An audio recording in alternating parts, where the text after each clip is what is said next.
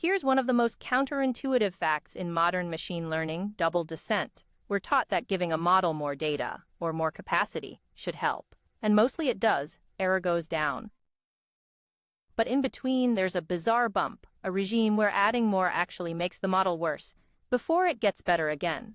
Test error descends, then rises into a peak, then descends a second time. For years, this was a strange empirical curiosity. This little Anthropic paper takes a tiny toy model and shows that the explanation is something we've already met: superposition. This is a direct sequel, so a quick recap. The toy models of superposition work showed that neural networks pack more features than they have neurons, storing them as overlapping directions, and that this is driven by sparsity.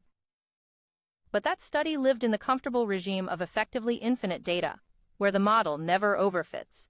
The real world isn't like that. We train on finite datasets, and models memorize.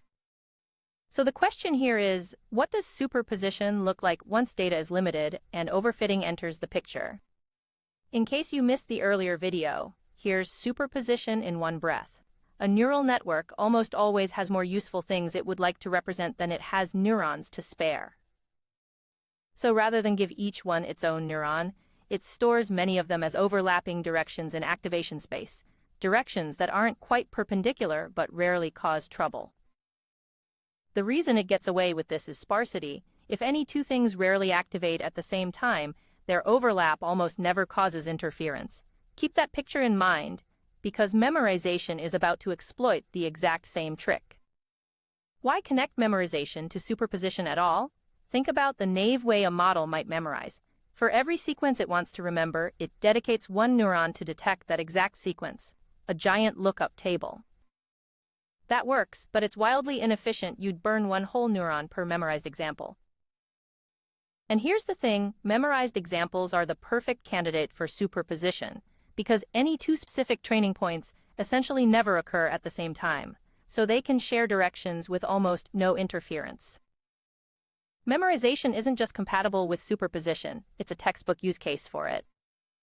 The central insight is a reframing, and it's lovely. Think about what memorizing a training set actually means. The model is storing information about individual data points, specific examples, so it can reproduce them. Now, how would a network store many individual examples efficiently?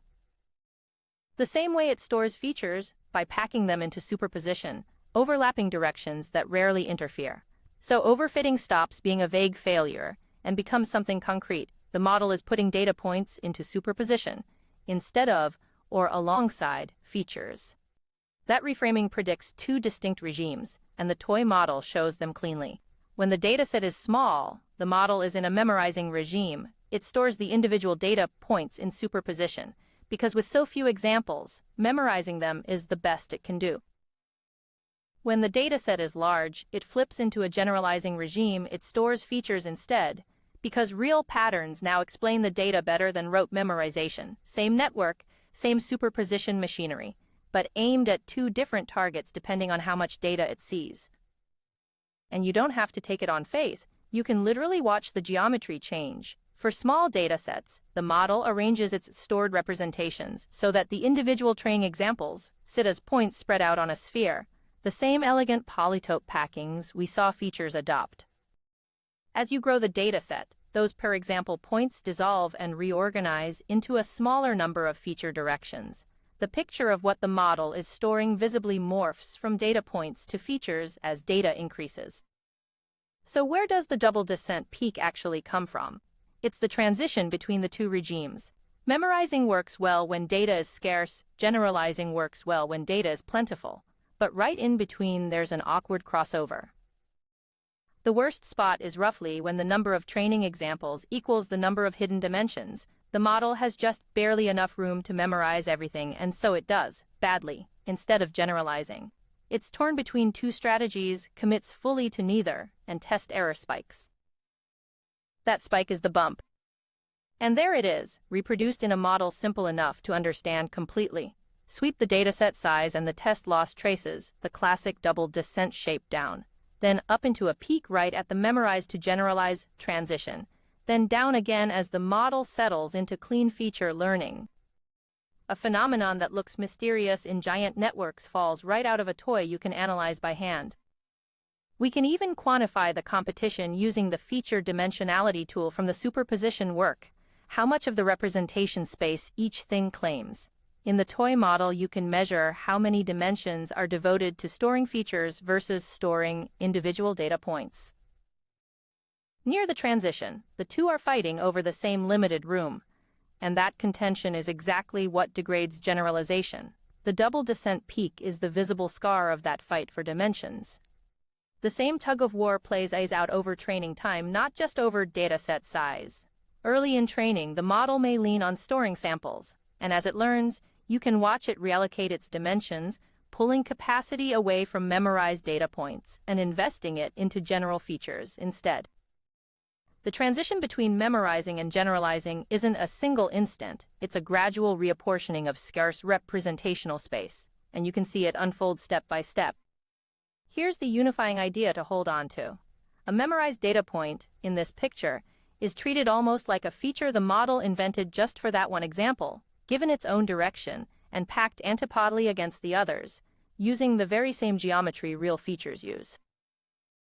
Memorization and feature learning aren't opposite phenomena, they're the same underlying trick, superposition, pointed at different things, specific examples in one case, reusable patterns in the other. Does any of this connect to real models? There are suggestive hints. If you rank training examples by how much dedicated representational dimension they receive, a familiar split appears. Some examples look like pathological, heavily memorized one-offs, hogging their own directions. Others are normal and well generalized, and some are barely learned at all. That's a recognizable pattern from studies of memorization in real networks, which suggests the toy model story isn't just a toy, it's gesturing at something real.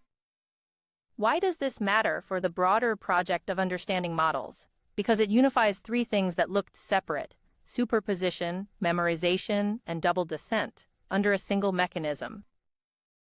And it carries a direct warning for interpretability. If you're trying to extract a model's features, you'd better know whether it's actually storing clean features or just memorized data points in superposition, because those look different and mean different things. Knowing which regime you're in changes how you read the model. The usual honesty. This is an extremely small toy model, and the authors call it a preliminary investigation. Real double descent in large networks involves many more moving parts, architecture, optimization dynamics, label noise, that this simple setup doesn't capture. So the precise story won't transfer unchanged, but the core intuition that overfitting is the superposition of data points and that the double descent peak marks a regime change is clean, mechanistic, and testable, which is exactly what the field needed. So let's close the loop. Double descent, one of the strangest curves in machine learning, turns out to be a tug-of-war. On one side, the model wants to store individual data points, memorization. On the other, it wants to store reusable features, generalization. Both are done through superposition, and the error bump is simply the moment the model switches from one strategy to the other, when it has just enough room to memorize and not yet enough to generalize. A baffling empirical phenomenon, explained by the geometry of how networks pack information. And with that, our tour of the transformer circuits world comes full circle.